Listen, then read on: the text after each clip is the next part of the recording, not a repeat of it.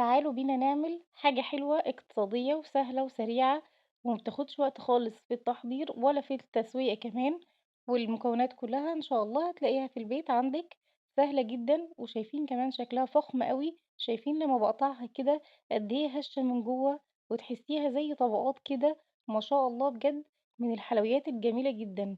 وكمان هنعملها من غير زبدة ولا سمنة ولا لبن ولا بيض.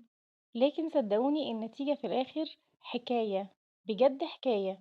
تعالوا بينا نشوف اتعملت ازاي. انا هنا هعملها في خطوتين اتنين، والاتنين اسهل من بعض. اول حاجة هجيب كزرولة او حلة كده صغيرة على النار. هحط فيها نص كوباية من السكر البودرة. المهم هنا السكر يكون بودرة، مش يكون حبيبات. هنزل عليه بنص كوباية من الزيت، وكمان هنزل عليهم بنص كوباية من الشربات التقيل او العسل النحل زي ما انتم شايفين كده. أنا عايرت المقادير كلها بالكوباية اللي أنا عايرت بيها العسل دي. وطبعا تقدري تعايري بأي كوباية عندك، هتبقى العيار بتاعك للوصفة كلها. هابدأ بقى أقلب المكونات كده مع بعضها، وهابتدي أرفعها على النار. في الوقت ده النار بتاعتي بتكون هادية.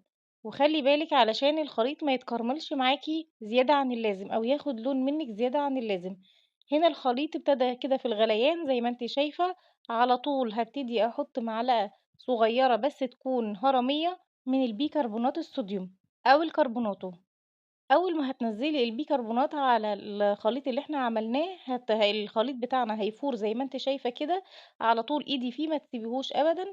بس مجرد ثواني هتلاقي الخليط بتاعِك لونه بيغمق كده، سِنّة بسِنّة لونه بيصفر. خلّي بالِك هنا، لإن أنتِ ما تزوّديش الوقت عليه كده على النار. خلاص هو كده تمام أوي. أنا مجرد ما أخدته كده من على النار حطيته في البولة، شايفين اللون بتاعه اتحوّل إزاي؟ اتحول لكراميل. فما تزوديش عليه الوقت خالص.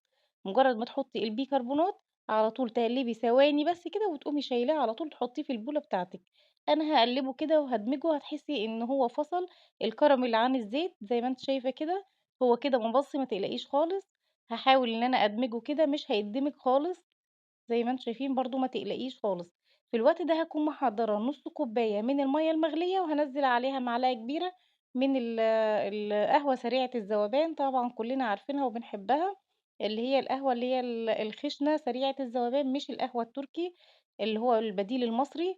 هابتدي بقى أقلّب كده زي ما أنتم شايفين. أهم حاجة القهوة هنا تكون مغلية، المَيّة تكون مغلية، بتاعة القهوة تكون مغلية. القهوة دي سريعة الذوبان مش القهوة التركي اللي إحنا عارفينها اللي هي بتعمل وِش. تمام. هابتدي بقى أدمج كل المكونات مع بعضها، علشان القهوة عندي كانت سخنة، فالمكونات كلها تندمج زي ما أنتِ شايفاها كده. هاقلب كويس أوي لمدة مثلًا دقيقتين 3، هتلاقي المكونات كلها اندمجت عادي خالص.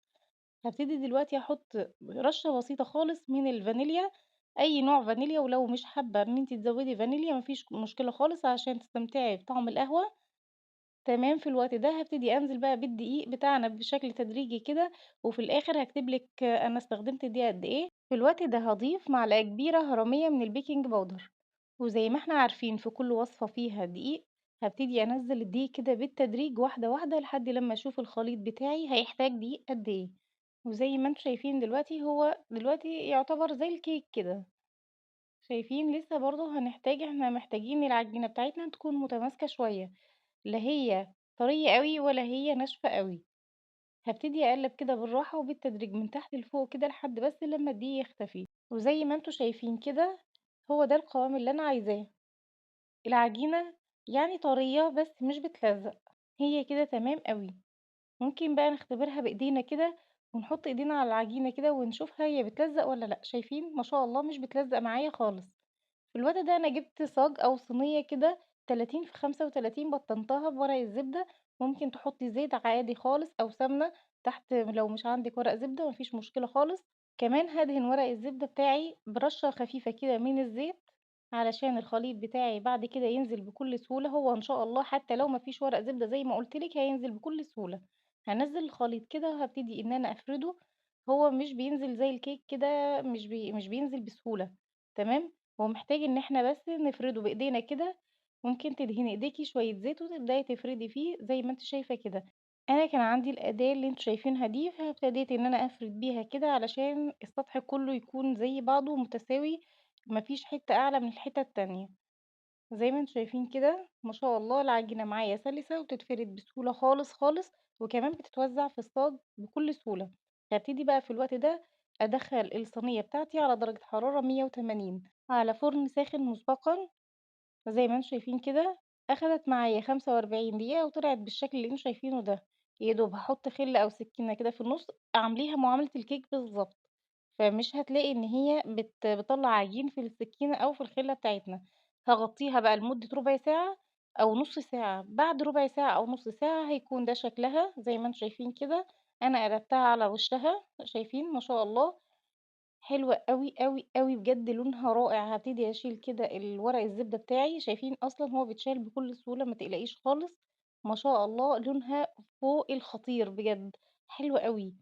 هابتدي بقى أجيب سكينة وآخد الأطراف بتاعتي ديّة، هاخدها كده وهاطحنها في الكبة علشان هاحتاجها كده إن أنا أغطي بيها سطح الحلة بتاعنا أو الكيك بتاعنا. هو مش كيك أوي، لكن هو حاجة كده ما بين البسكوت والكيك. بجد حلوة أوي، عشاق القهوة بجد هيحبوها جدًا. هابتدي آخد زي ما أنتم شايفين كده الأطراف كلّها، وهاساوي الكيك بتاعنا زي ما أنتم شايفين. في الخطوة دي بقى هنعمل الطبقة التانية وهي المربى. ممكن نستخدم أي نوع مربى إحنا عايزينه. أنا هنا استخدمت مربى فراولة اللي كانت متوفرة عندي، لكن هي بصراحة أساسها مربى المشمش. هتكون حلوة أوي بمربى المشمش، لكن لو مش متوفرة مربى المشمش هتحطي مربى فراولة عادي خالص. هتحطي الكمية اللي أنتِ عايزاها. أنا استخدمت تقريبًا كوباية إلا ربع من المربى. وطبعًا لو عايزة تزوّدي عن كده زوّدي، عايزة تقلّلي عن كده ممكن تقلّلي ما فيش مشكلة خالص. هاساوي المربى بالشكل اللي أنتم شايفينه ده. وفي الوقت ده أنا طحنت الأطراف بتاعتي كده زي ما أنتم شايفين. كان عندي معلقتين من السوداني كده طحنتهم برضه، مش حاجة يعني حاجة بسيطة خالص.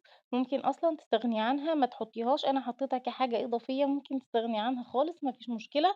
وممكن تطحني كمان الكيك ده بشكل خشن شوية أو ناعم زي ما أنتِ شايفة. أنا حبيت أطحنها بالشكل الناعم ده. هابتدي أوزّع بقى كطبقة تالتة والطبقة الأخيرة الكيك المطحون اللي أنا طحنته ده. هو بيبقى عامل زي البسكوت كده، بيتطحن كده بيبقى جميل أوي، شكله حلو وكمان في طعمه خطير. هاغطّي كل السطح بتاعي أو المربى اللي هي الباينة ديّة هاغطّيها كلّها بفتات الكيك أو مطحون الكيك اللي معايا ده. زي ما أنتم شايفين كده. خلاص أنا غطيت السطح كله بالكيك اللي معايا المطحون. هابتدي دلوقتي أقطّع بقى، طبعًا التقطيع ده بتاعِك أنتِ، زي ما أنتِ عايزة وبالأحجام اللي أنتِ عايزاها. أنا حبيت آخُدها كده خطين بالطول، وهابتدي آخُدها كده إيه بالورب زي ما أنتم شايفين.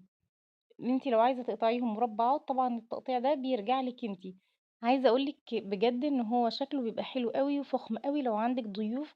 بجد الموضوع هيفرق جدًا، حاجة مختلفة كده عن الحلويات بتاعتنا اللي إحنا متعودين عليها. شايفين ما شاء الله بقى، شايفين الجمال؟ ما شاء الله بجد، بجد حاجة كده روعة. قطعة من الحلا ده بقى العصر كده مع فنجان قهوة أو كوباية شاي حاجة كده آخر روقان. هتضبط دماغنا جدًا. عايزة بس أجيبها لكم من زاوية تانية. شايفين ما شاء الله؟ بجد أنا عايزة أوريكم قد إيه إن هي حلوة أوي، لكن التصوير بجد ظلمها أوي. ما شاء الله شايفين؟ حاجة كده قمة في الجمال. بالنسبة لي من الحلويات اللي بجد مقربة جدًا لقلبي. تعالوا بقى نشوفها من جوّه كده، نقطعها كده ونشوفها من جوّه عاملة إزاي.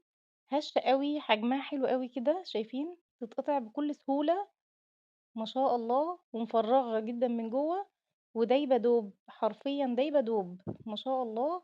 هاورّي لكم كمان وأنا باقطّعها. شايفين؟ شايفين بتدوب إزاي في إيديّا؟ ما شاء الله حلوة أوي، يا ريت تجرّبيها بجد، هتعجبِك أوي. ويا ريت لو وصلتِ لحد هنا ما تنسيش بقى الاشتراك في القناة واللايك والشير.